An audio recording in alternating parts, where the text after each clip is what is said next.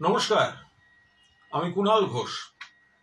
মুর্শিদাবাদের বিধায়ক হুমায়ুন কবিরকে নিয়ে একদম দু চারটি কথা। আমি হুমায়ুন কবিরের সঙ্গে কোনো তরজায় যেতে চাই না।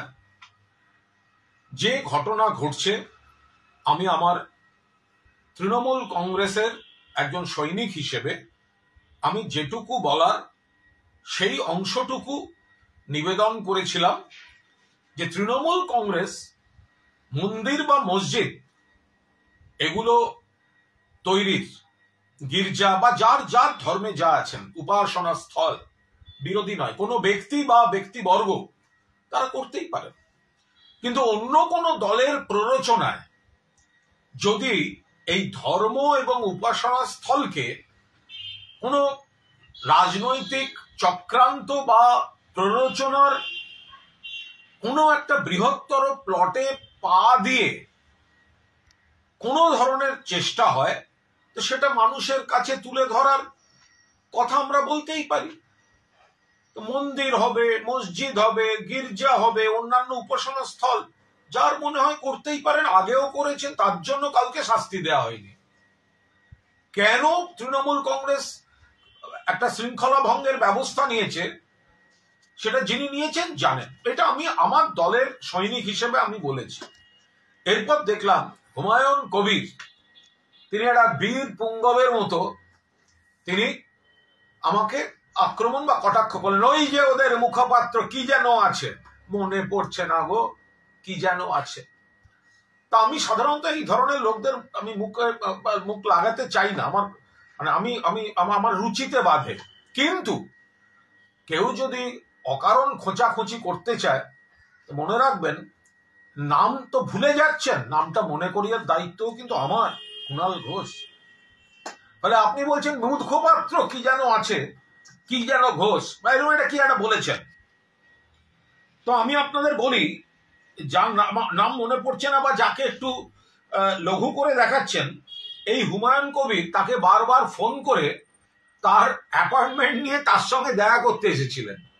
হুমায়ুন কবির প্রথমে লিখেছেন হাই হুমায়ুন কবির হিয়ার, ওর নাম্বারটাও আমার কাছে ছিল না, এরপর আমি সেভ করে নিই। তারপরে একটা ফোন, তারপরে আবার একদিন দাদা একটু দরকার ছিল, দেখা করা যাবে দাদা, শুরুতে দাদা শেষে দাদা। এখন নাম ভুলে যাচ্ছ হুমায়ুন কবির। তারপর হুমায়ুন কবির আমার কাছে এসেছিলেন। আমি আবার বলছি, উনি ওনার কিছু বক্তব্য বলেন এবং ওনার দিক থেকে যা বক্তব্য সেটা ঠিক বা ভুল আমি কোনোটাই সেটা বলতে পারবো না। আমার কাজ ছিল উনি যা বলেছেন সেটা কোথাও কোথাও কমিউনিকেট করা।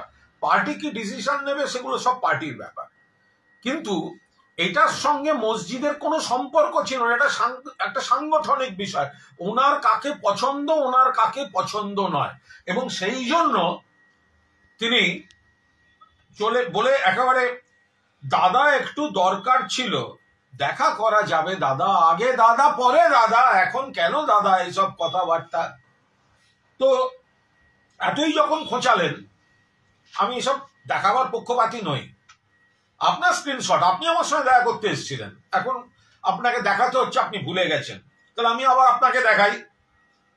2019 সাল লোকসভা নির্বাচন, মুর্শিদাবাদ লোকসভায় ভারতীয় জনতা পার্টির মনোনীত প্রার্থী বিজেপি পোস্ট করেছে হুমায়ুন কবির।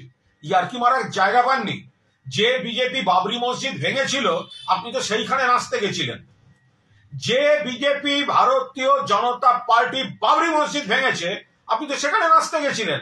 আপনি কোন মুখে আবার বাবরি মসজিদ তৈরি করেন?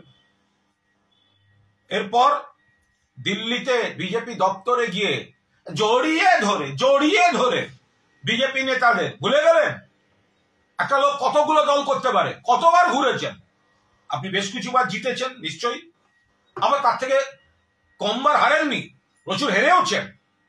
কিন্তু বেসিক বিশ্বাসযোগ্যতাটা কোথায়?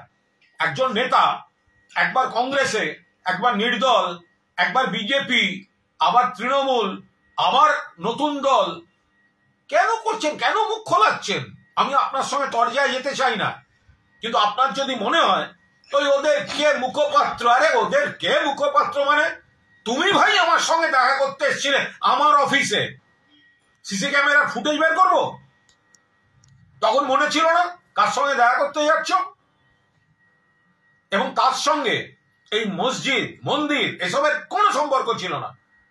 যেটা ছিল সেটা হচ্ছে ওর এলাকায় সংগঠন কাকে করেছে, উনি কাকে সরাতে বলেছেন, সেটা সরানো সম্ভব কিনা, এই ধরনের। আমি একবারও বলছি না উনি ভুল বলেছেন, যার যার এলাকা তার তার বক্তব্য থাকতে পারে, কিন্তু তার সঙ্গে এই মসজিদের কোনো সম্পর্ক ছিল না। এখন উনি ওনার পলিটিক্স অফ ডিসিডেন্স সেইটাকে জাস্টিফাই করার মুখোশ হিসাবে তিনি হঠাৎ এই ধর্মকে ব্যবহার করছেন। যারা মাননীয় শ্রদ্ধেয় মুসলিম ধর্মগুরু আছেন তারা ভালো করে বলতে পারবেন যে বাবরি মসজিদ আর একটা এইভাবে করা যায় কিনা। বাবরি মসজিদ কেন নাম হয়েছিল, কিসের জন্য নাম হয়েছিল, সেটা আবার কিভাবে করা যায় আমি জানি না। আমরা মন্দির মসজিদ গির্জা কারোর বিরুদ্ধে নই। হুমায়ুন বাবুর ইচ্ছা হয়েছে মসজিদ করবেন, 100 বার করুন। আমি আমার পার্টির তরফ থেকে, আপনি আমার পার্টিকে অ্যাটাক করছেন, আমি পার্টির সৈনিক হিসাবে আমি আপনাকে আক্রমণ না করে আমি নীতিগত দু একটা বক্তব্য রেখেছি। তাতে আপনি আমার ব্যক্তিগতভাবে ওদের একের মুখপাত্র, আরে মুখপাত্র কি, আগে দাদা পরে দাদা বলে আমাকে SMS পাঠাতেন, আমি করিনি। আপনি আমার অফিসে এসে ক্ষোভের কথা বলে গেছিলেন। এরপর যখন আপনি একটা বিকল্প কিছু ভাবছেন তখন ধর্ম, মসজিদ, সংখ্যালঘুদের আবেগ। তার কারণ প্রত্যেকবার বিজেপির এরকম একটা ঘুঁটি লাগে। 21 সালেও কয়েকজনকে লেগেছিল, চার্টার্ড ফ্লাইট এসছিল বিজেপির অনেকজনকে নিয়ে যেতে। ভোটের পর তারা বলেছিল চার্টার্ড ফ্লাইট চাই না দিদি, অটো পাঠান, অটোয় ফিরে যাব।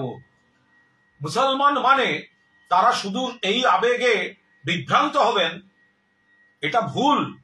মুসলমানরা যথেষ্ট সচেতন এবং তাদেরকে এই ধরনের বিভ্রান্ত করার চেষ্টা করা, আপনি ছোট করছেন তাদের। আমি আবার বলছি, আপনার কাজ আপনি করুন, আপনার সঙ্গে কোনো তরজা আমার রুচি বিরুদ্ধ। আমি পলিটিক্যাল লাইনে আমার পার্টির কথা আমি বলবো। আপনি যদি ব্যক্তিগত আক্রমণ করতে আসেন, আরে যে লোক নরেন্দ্র মোদীর ছবি দিয়ে বিজেপির ক্যান্ডিডেট হয় তার মুখে বাবরি মসজিদের প্রতি শ্রদ্ধা মানায়? আমি হিন্দু হয়েও যদি সেই দিনকার 6 ডিসেম্বর 2092 কলঙ্ককে ক্ষমা করতে না পারি, আপনি সেটা ক্ষমা করে আপনি সেই বিজেপির ক্যান্ডিডেট হতে গেছিলেন, আর আপনি আজকে নাটকবাজি করছেন। যাই হোক, যা করবেন আপনি, আপনার ব্যাপার। শুধু আমাকে যদি ভুলে যাওয়ার ভান করেন, আমি আমার মাঝে মাঝে আমার মনে করিয়ে দেওয়ার আমার বিরাট একটা শখ কাজ করে। ঠিক আছে রোমান ভাই, দেখা হবে।